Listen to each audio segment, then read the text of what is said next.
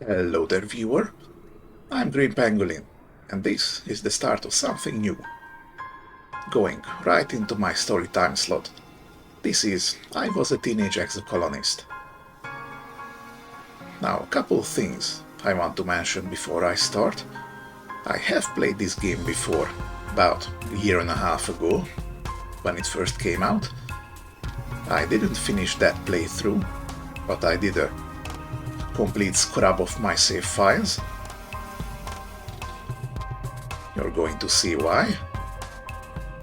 Second, this game is absolutely gorgeous with its art, but horrible things happen to people in the story, and there's enough stuff that they actually have a whole list of content warnings right here on the main menu.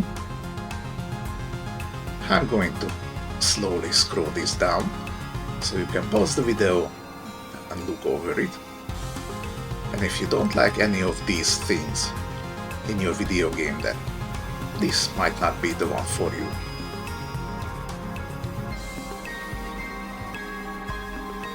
Okay then, so for whoever is still here, let's hit a new game. Oh right, one final thing. This game is a live sim with visual novel style storytelling. In other words, it's reading. Lots and lots of reading.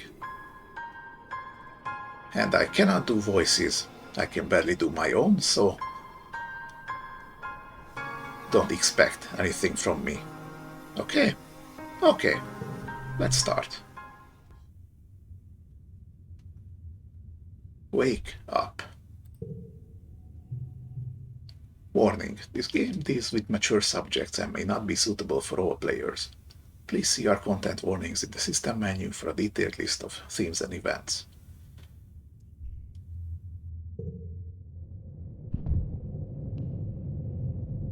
You wake to chaos, a confusion of light and heat and smoke.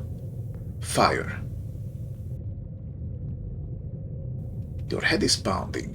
You must have hit it and blacked out, but you aren't sure how you got here, or what on Vertomna is happening. There's something important you need to remember. Oh, going down. Your stomach lurches as the floor crumbles beneath your feet, then collapses.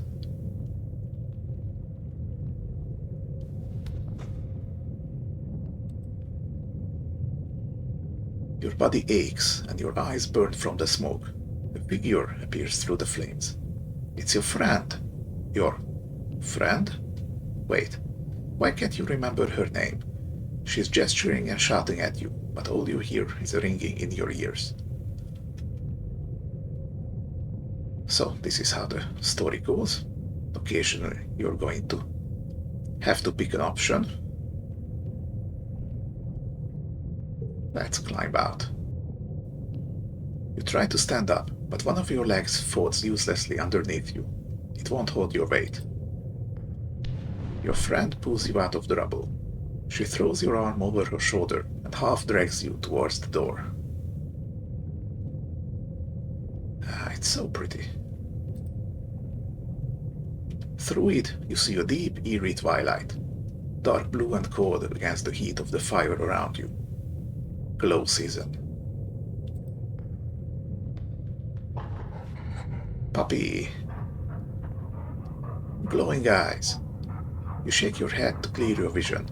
Is that some kind of dog, like from Earth? Nope, dog it is not. The creature howls and lunges, its jaws open.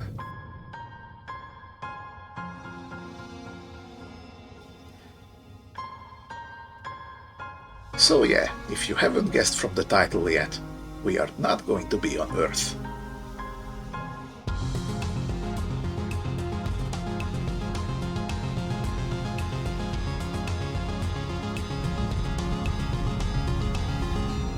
This is our spaceship. You are born on the Stratospheric, Earth's first colony ship, halfway through its 20-year voyage to a wormhole at the edge of the Sol system. Your parents run the hydroponic gardens, which make fresh air and vegetables for the ship. Like the other colonists, they bravely chose to make this one-way journey to the uncharted planet where Tamna 4, in the hope they could escape Earth's troubles. They had you the old-fashioned way, merging their genes like they merged their cultures and traditions. They name you, and here we can pick one of the canon names, or type something out ourselves. Gonna pick the first one for now. Solanaceae, if I'm saying it right, which is actually the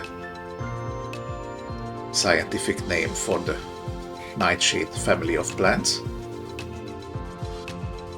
which also includes eggplants and tomatoes. Pretty weird how we're technically eating poisonous plants, but that's humanity for you. And here is what we are. You're a bright-eyed child with an active imagination. Sometimes too active, your mom says. Here we can use these two sliders to choose pronouns and appearance.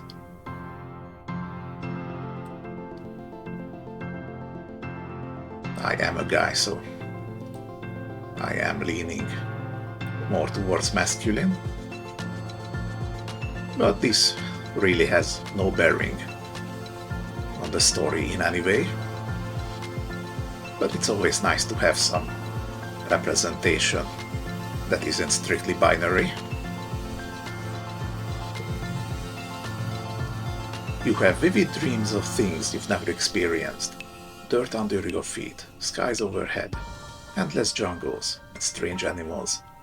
You wonder if this is what Vertamna will be like. Every child on the stratospheric is given one genetic enhancement. By age 6, see the first signs of yours. So we can pick between these ones. They're gonna give us something extra.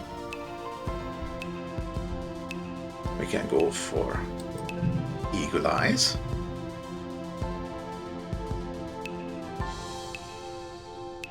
Which gives +1 skill on physical challenges when you win. Your eye have both eagle and owl DNA, so you have superhuman long distance and night vision. Not only can you see all the way to the holoprojector from the back of the classroom, but you can read Professor Hell's private holopalm notes. Sometimes they say confidential, which is exciting, but you don't understand most of the big words. And so picking eagle eyes starts us with +10 to perception. This here is our list of skills. We're going to be able to increase these ones during our journey.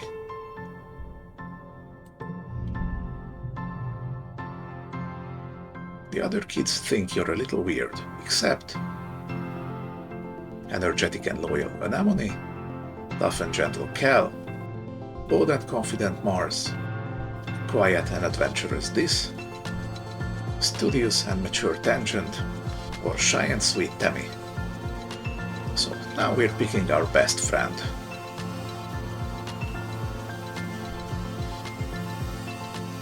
I'm gonna pick Cal. He's a pretty chill guy. Cal is a sweetheart, always ready to lend a hand or play a game. He and Temmie are just as inseparable, so it's almost like you have two best friends instead of just one. Cal teaches you how to take care of all the classroom plants. Your parents are very proud of both of you. So you see, we start with extra friendship with Cal, some extra skill in biology, and some extra skill in animals. Our eagle eyes are already coming in handy. And we gained this memory right here. These are going to be important. Yeah, we can go back and check everyone. There's going to be time for that. You will see. We're going with Kel. So, this is the way we are right now. You're 10 years old when the ship finally reaches the wormhole. Professor Hell says it's like a doorway to other star systems, with a planet Verdomno 4 on the other side. You run emergency drills for months to prepare. So we're gaining stress. That is up here. When the day finally comes, it starts with a rumble. Then things start to slide off the tables. We hurry together near the escape pods, just in case. Getting even more stress. The emergency area is crowded with families. It's going to be fine, Solanaceae, your dad soothes. We'll be through the wormhole and down on the planet before you know it, just like we've practiced. Your mom gives him a sharp, worried look. Lots of stress. Red emergency lights switch on as a siren begins to sound somewhere distant in the ship. You try to breathe slowly, like you were taught, but you're very scared. You look out a porthole. The stars are gone. When you're frightened, you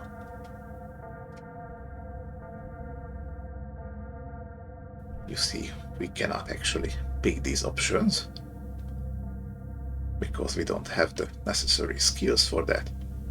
So, all we have left is getting in touch with our emotions. You bawl like a baby. It feels good. You aren't the only one. Nearby, your classmate Tammy has tears streaming down her cheeks. Mars is trying quietly to console her. She sighs as your crying makes Tammy wail even more loudly. Your dad puts his arms around you as you let it out.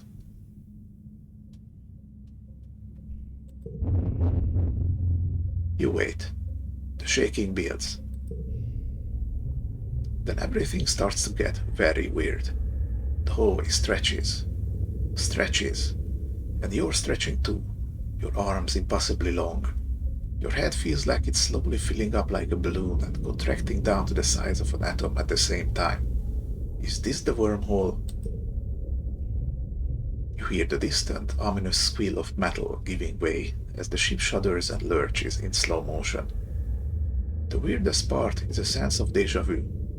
You're sure this has happened to you before, and you know somehow that everything is going to be okay. It's gonna be Daijobu even. The shuddering reaches the crescendo.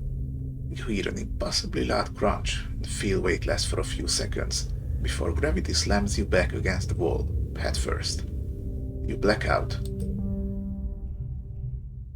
As you slip unconscious, you feel yourself twisted out of time. It's today, yesterday, and tomorrow all at once.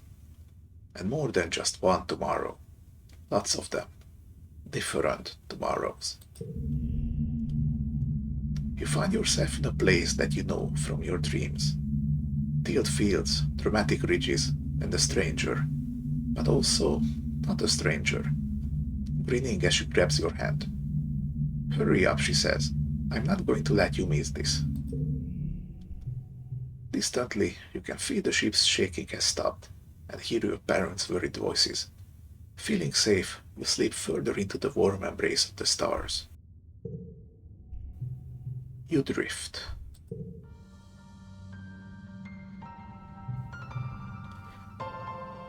Gradually, your consciousness reforms. You wake up in the medbay. The medbed under you plays a soft tone and an automated voice speaks. 2 weeks have elapsed. The patient's cranial injury has completed healing. They may now be safely discharged. As the fog lifts from your head, you realize something seems different about this room. It's so bright. You try to focus on the window. Something is definitely different. We have sunlight. Instead of the familiar blackness of space, bright light from twin blue and yellow suns is streaming through the windows.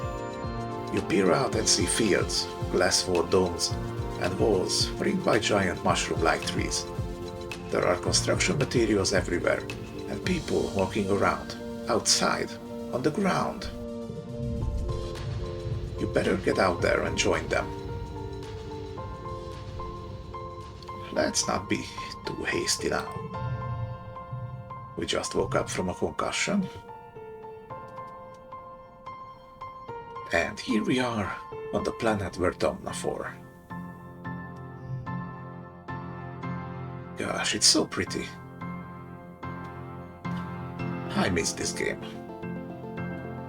Oh, Tammy jumps as you step out of the ship's quarters behind her.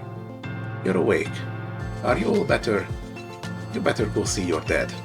She points southeast towards some geodesic domes. To all, click on the ground. Click on characters to talk to them.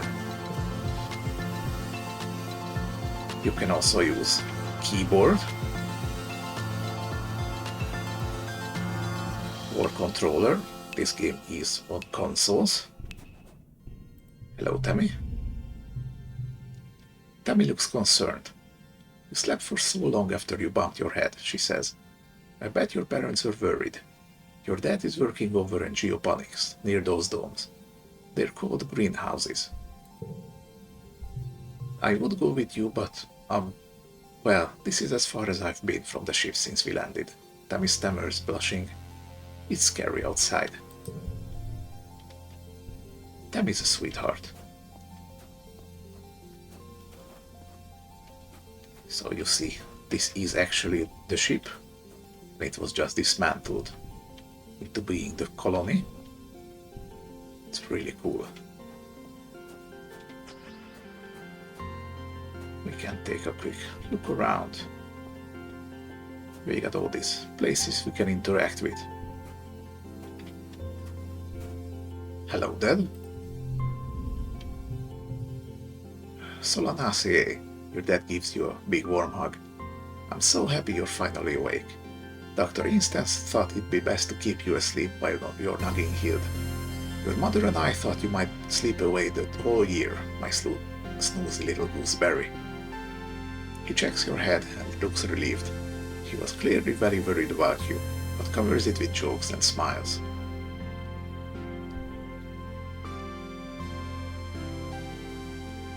Love you too, Dad. Welcome to Vertomna, he says, gesturing around you. You've never seen the stratospheric from the outside, except in pictures. The ship has been separated in two, parts taken off to form other buildings and a big wall around the whole colony. The alien jungle creeps up right to the wall. Only the geodesic greenhouses pass outside it, dotting their way up the hill. How did you do this so fast? You've been asleep for weeks, my dear aubergine, he says, and these geodesic greenhouses practically put themselves up. But some of this is only a quick temporary solution, he admits. We'll keep growing and improving things. One day our little colony will be as big as a whole city. Oh, before I forget, he pulls a package out from his satchel and hands it to you. You blink and stare at it blankly. Don't you know what day it is? He asks. You honestly don't. You remind him that you've been asleep in Medbay.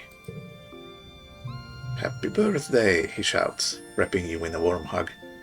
Your birthday, already? You feel a dizzying sense of deja vu. You stare hard at the wrapped package. You know exactly what is in there. You remember it.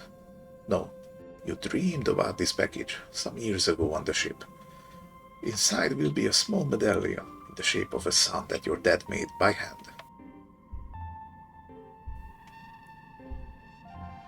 We're going to get this. How? How did you know this? It's exactly as you imagined, as you dreamed. A feeling of panic rises in your throat. Your hand shakes. But how? Your dad notices. Are you okay, Solanaceae? He snaps his fingers. Dr. Instance shouldn't have let you out so early. Sometimes those sleeping meds take a while to wear off. They might make your head feel funny for a few hours. You nod. Maybe that's all it is.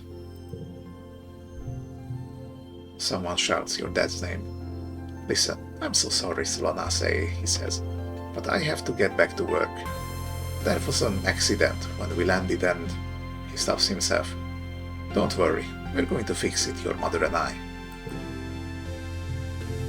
Professor Hell is expecting you in classes if you're feeling up to it, your dad says, pointing west to the engineering wing in the rear end of the bisected ship. Then he points to the large doors you came out of earlier.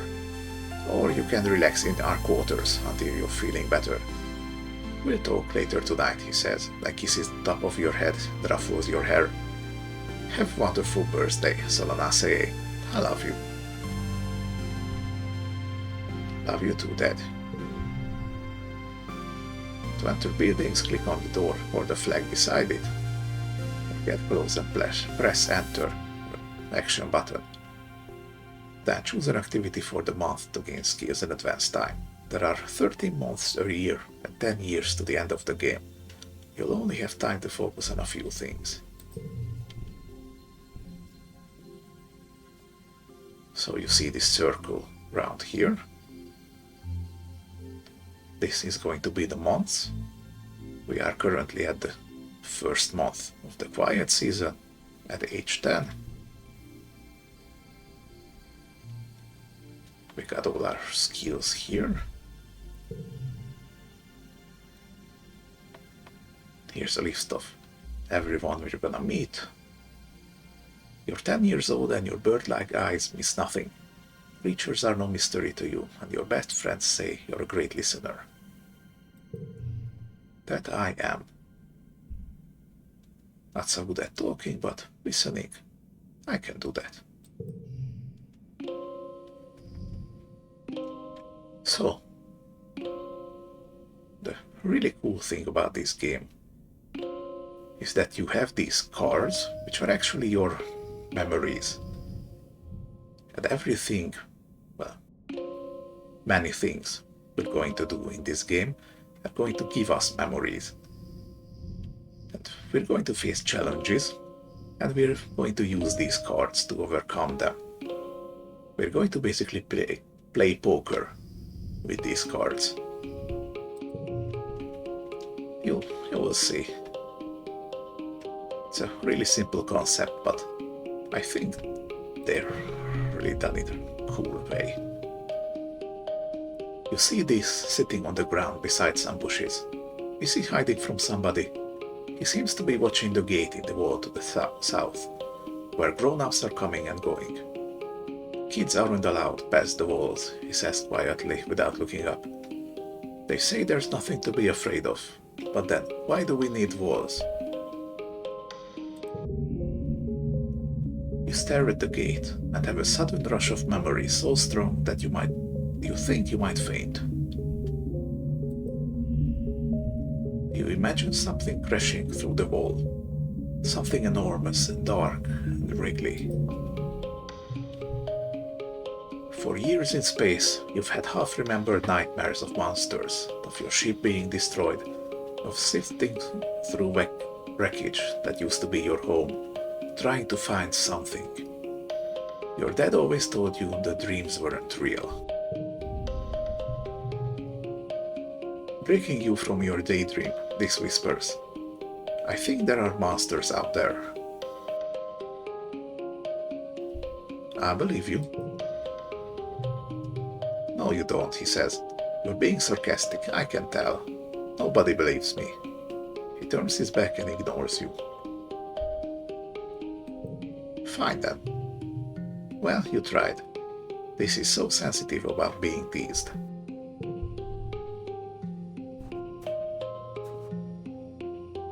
I mean, we're 10, so it's understandable.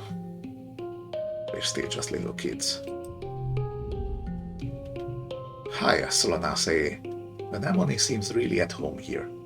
She's rolling a sports ball around with her foot, making patterns in the weird blue snow.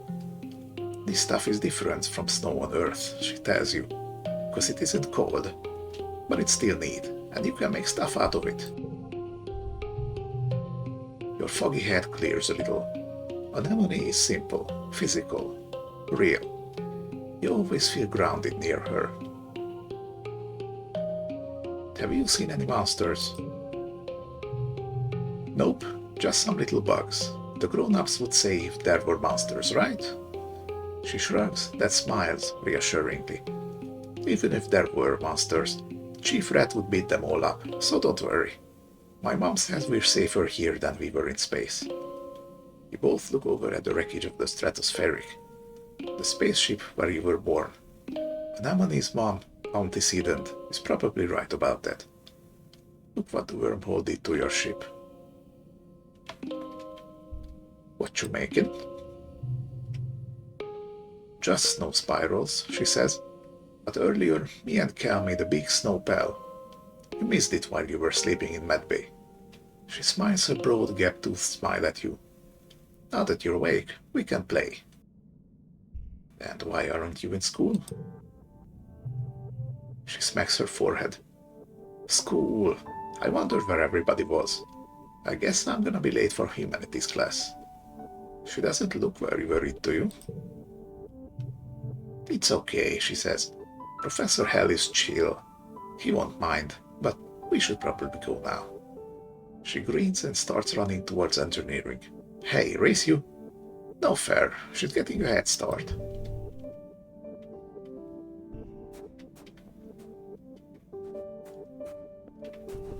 And this here is the engineering wing. A low throbbing noise comes from the engine room, which provides power to the colony. Other corridors lead off to the teaching labs and medbay. You know the route to your classroom well, but the rest of this wing is off limits to children. Congruence, the ship's onboard AI, beams down at you from a nearby hollow screen.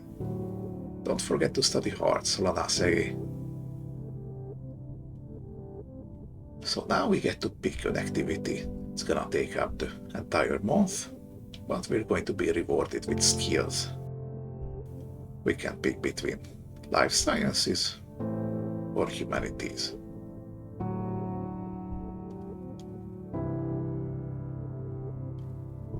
Let's start off with humanities. Having a little bit of persuasion wouldn't hurt us, I think.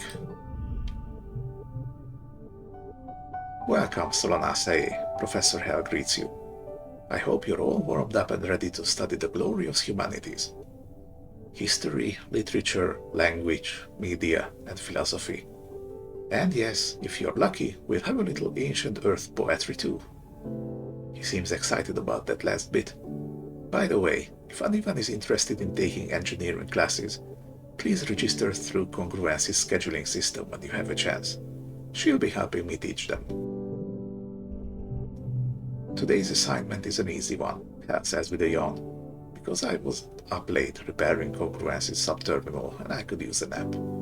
I'd like you to write an essay on what the word Tamna colony means to you.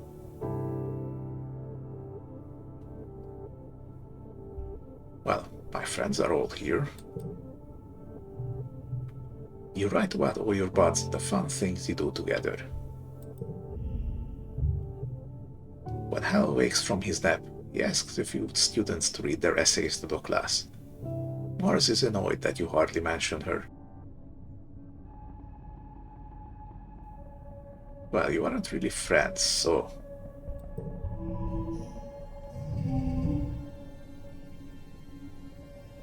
Okay, and this is the meat and potatoes of this game. When you work or go to class, you'll play a quick card challenge as the month passes. Move cards to fit the 5 panes and make the best hand you can. Order matters. If your total in the circle on the right reaches the goal value, you win. Depending on your cards, some challenges can be won, but you still get a reward for doing your best. See, you get bonuses for flushes, which is same color together, bonuses for pairs, same number, bonus for straights. So basically, just regular poker rules. The more cards in a flush, pair or straight, the higher the bonus added to your total. Cards can also affect each other and can be rearranged to find the best total score.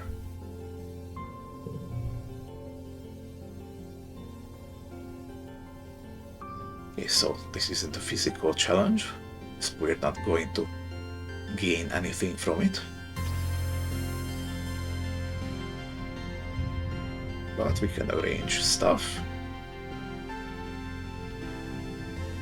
See, we get points for having the same number, points for having the same color.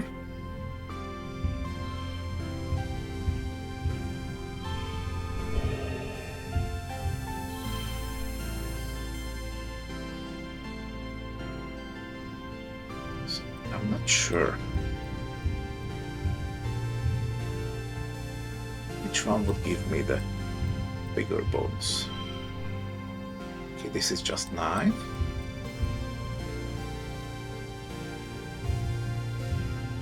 So it's gonna go like this.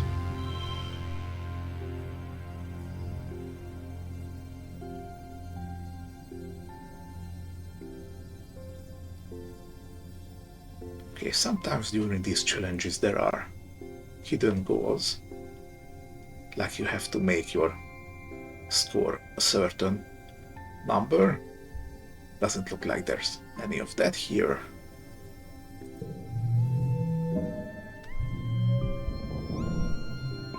Okay, total 9 out of 10. So there was one thing that I didn't catch.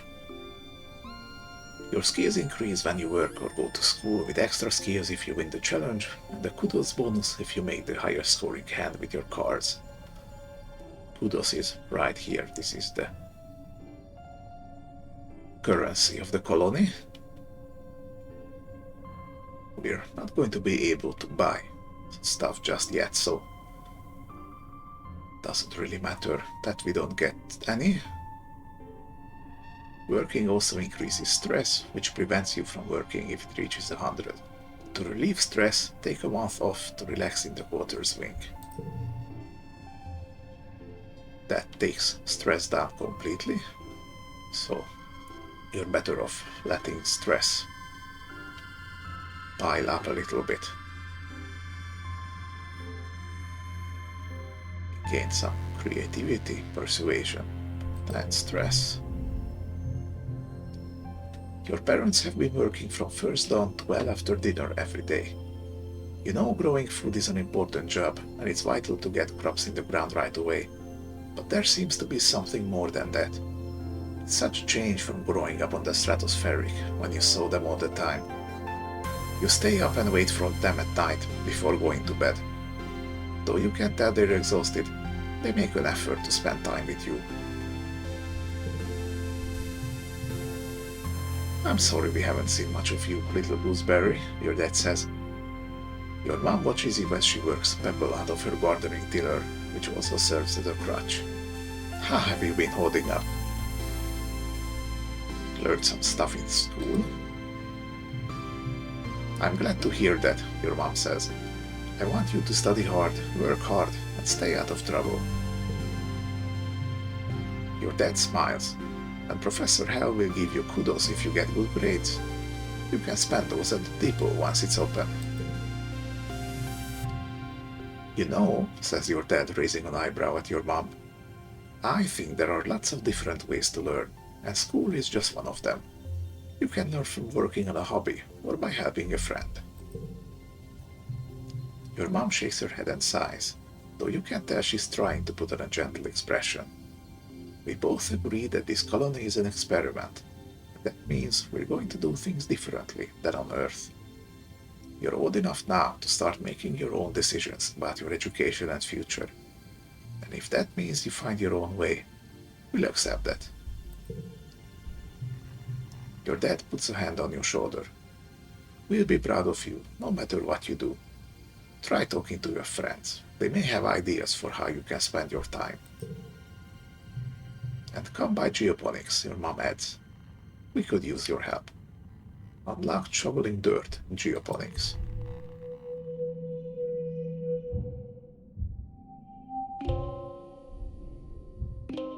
Here we are now at mid-quiet. Let's look around, see what we can do. Hi, Anemone. Anemone is bumping the sports ball with her wrist, trying to keep it in the air. Heads up, she shouts and bumps the ball in your direction.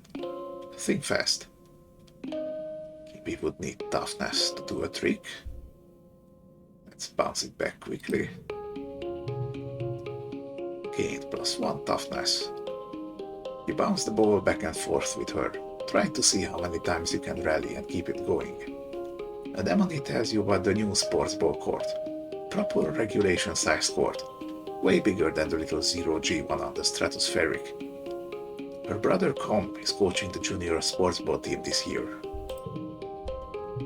He's so great, she says.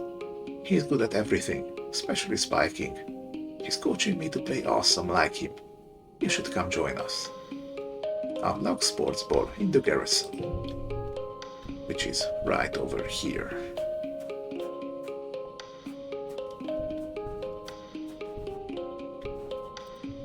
Hey, this looks at his feet and pretends not to notice you. We're gonna need bravery to do stuff with him.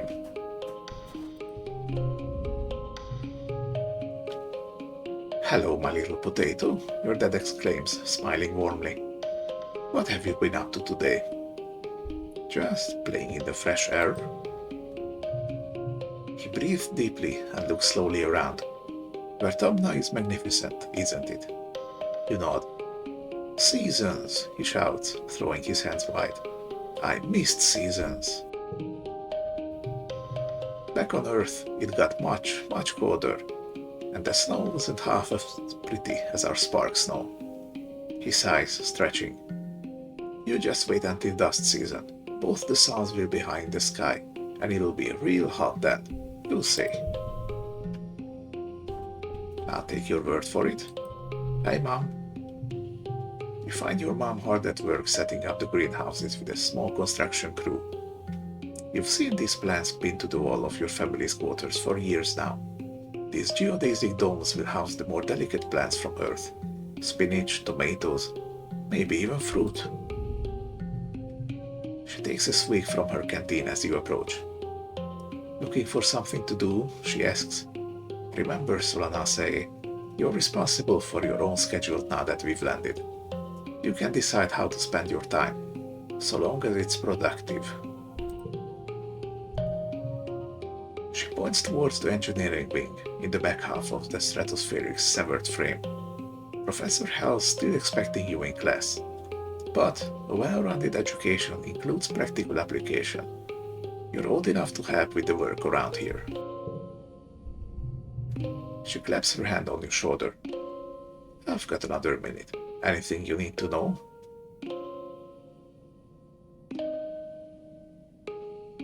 What are you doing in geoponics? She looks down and nudges at a sprout growing between her feet. It's green, the color of earth plants. We're doing our best, she says, but it hasn't been easy. I just hope the potatoes and corn can handle the weather here, she says, glancing up at the sky. I hear it rains like hell in the wet season. She takes a long look at you, up and down. You're growing fast, Solanaceae, but you're still too young for real farming. Instead, well, there's a lot of soil that needs to be hoed. Seeing your disappointment, she nudges you on the shoulder. Don't pout, it'll help build those muscles. You'll need them now that we're out in the real world, doing real work. Out here, we have to rely on our physical strength. She flexes her biceps. Your mom is really strong. Okay, bye.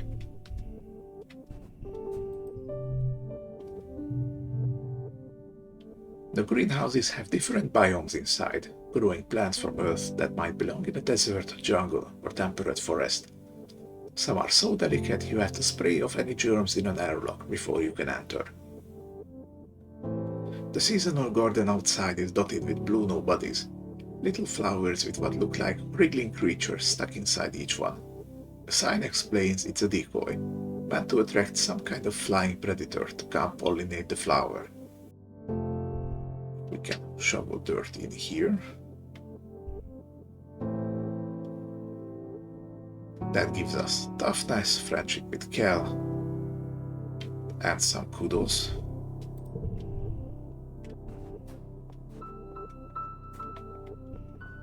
Hey Mars.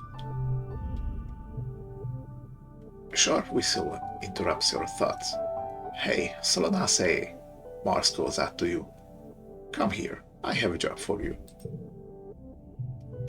You walk over to Mars, who's shattering from the snow under the ship's overhang. It's so gross here, she complains. This spark snow would ruin my good clothes. At least on the ship we had climate control. Ugh. Tammy made me some soy sweets, but there is no way I'm going out there in all this weather, she continues. Since you like running around in it, could you fetch them for me? Yeah, okay. Good, Mars claps. She's probably just down the hill near our quarters. Mars sighs. She's scared to take more than a few steps from the door. All she wants to do is hide inside and make sweets.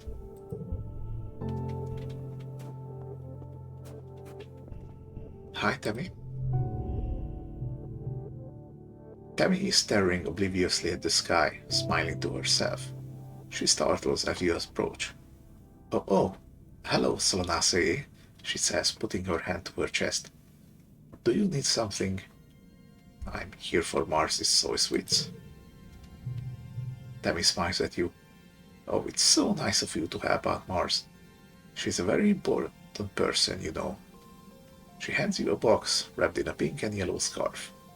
One order of mango soy sweets, made fresh this morning, she says. Please tell Mars that she can have the scarf back, okay? She used some of her kudos to nanoprint it for me because it's so dusty here, but I think I'm getting used to it now. Tammy smiles again and tucks her hair behind her big elven ears. Mars is so cool, she says fondly. Sometimes she's kind of bossy, but I know she really cares too.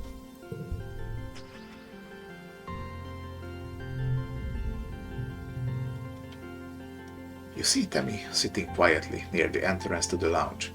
You've known her for, well, your whole entire life. Back on the ship you used to play with her, were her study partner, or used to tease her.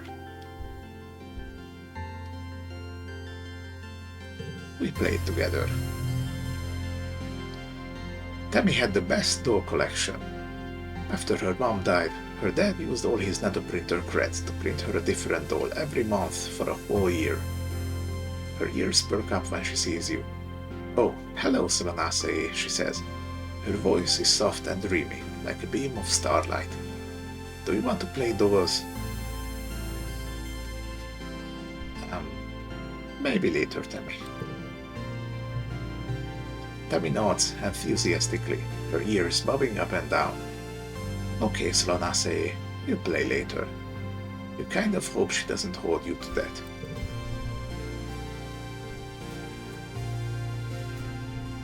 Hey Mars, got your sweets?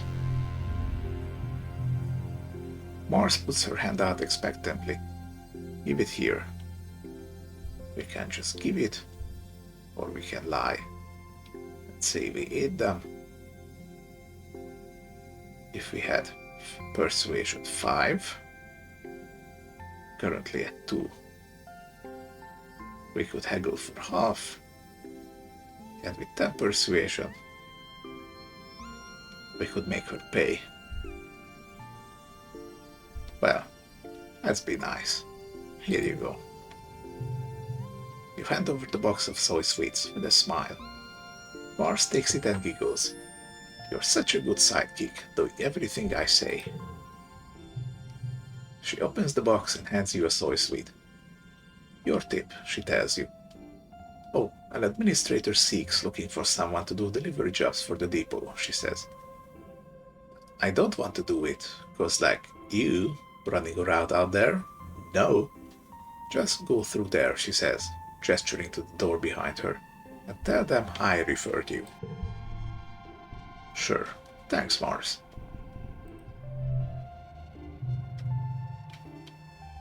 Command is a warren of long hallways, with doors off to tiny nondescript offices.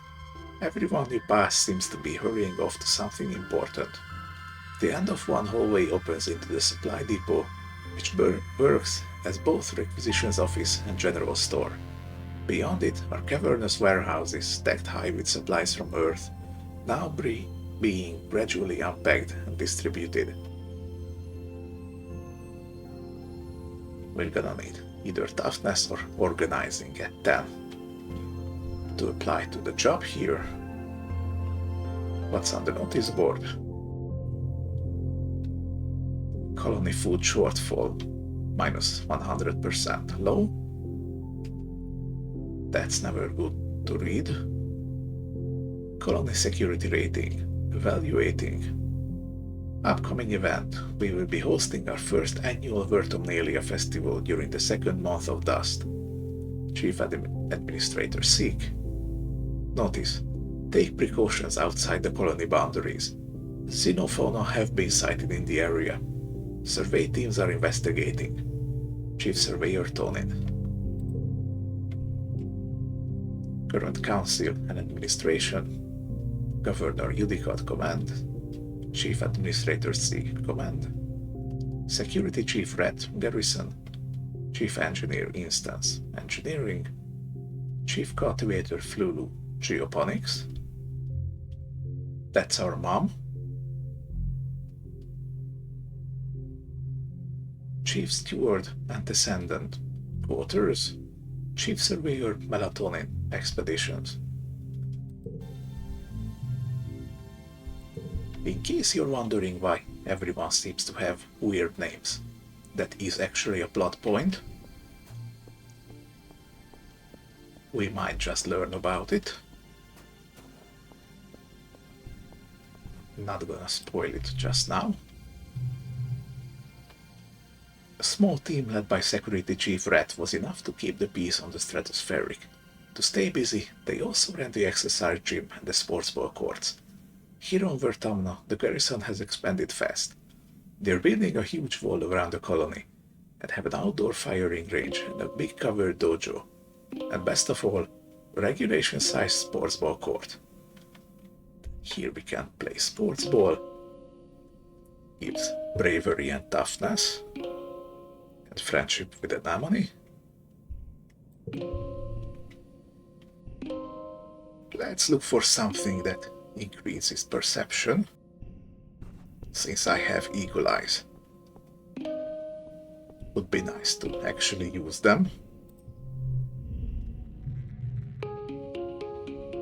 We need Reasoning 5 for engineering.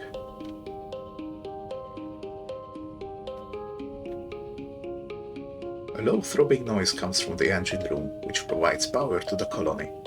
Other corridors lead off to the teaching labs and med bay. You know the route to your classroom well, but the rest of this wing is off limits to children. Congruence, the ship's onboard AI, beams down at you from a nearby hollow screen. Don't forget to study hard, Solana say.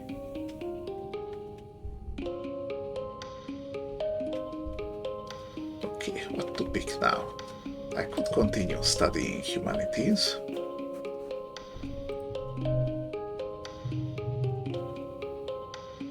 Living quarters.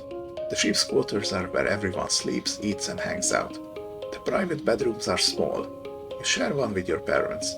So colonists spend most of their time in the big common area. There's a lounge and cafeteria, and a creche where all the little kids and babies are raised communally. So you see, we can relax here to lose all of our stress and gain friendship with Tammy. And we can choose to forget one memory. We don't actually get to pick exactly which one we would lose. The game randomly gives you two, and then you pick one from that. But still, it is useful early on.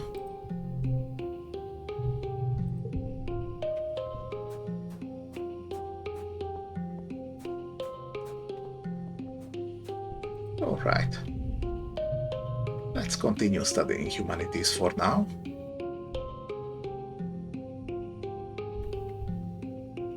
After that we might go take a rest, so we're stress-free for a while. This month you've decided to explore pre-holographic media on Earth, which is a pretty great excuse to kick back and watch movies all day. It's hard to believe that all movies used to be 2D. Boring. Feels too much like learning to be fun.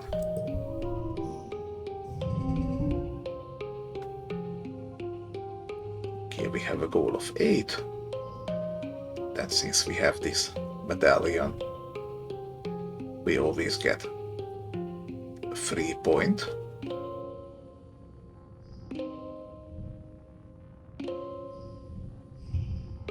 Let's see.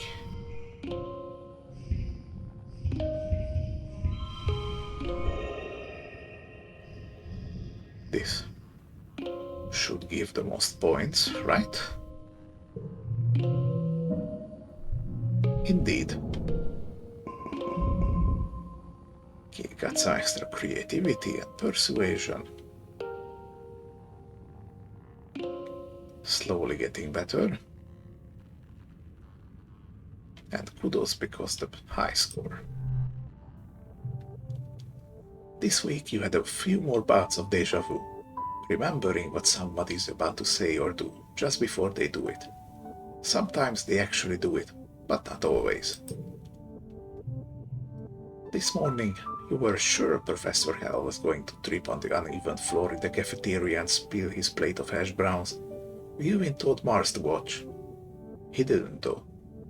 As Professor Hell walked away, his hash browns safe for today, Mars called you a liar and a dummy.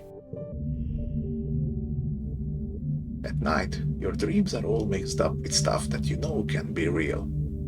You're chased by monsters the size of buildings, only to be saved by strange people you've never met.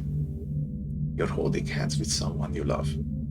You're crying as you help lift the shrouded body into the colony recycler.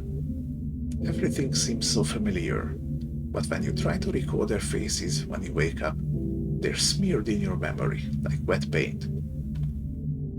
Well, this is obviously a grown-up Demi. You can never mistake those ears. But what if those things haven't happened yet, but they will someday? Anytime you try to tell someone, they think you're playing a trick, or that you're sick and need to go to medbay. You eventually decide to stay quiet about your strange dreams. Why? You don't want people to worry, or you just want to be normal, or secret powers are fun. Well, normal is overrated anyway. You start keeping a private journal on your holopalm, recording the events where you remember something before it happens. You also write down your dreams when they have that feeling of being real. You like the idea of being magic and seeing the future, but some of those dreams are very scary. You hope that, like Professor Hell's hash browns, they don't all come true.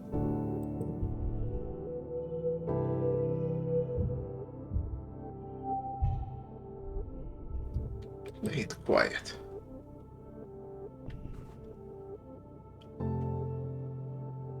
Okay, everyone. I think I'm going to leave it here. This was a nice introduction. If you liked it, do consider giving me a like. Helps with the algorithm more than you know. And I will be back with another episode. Until then, have a nice day.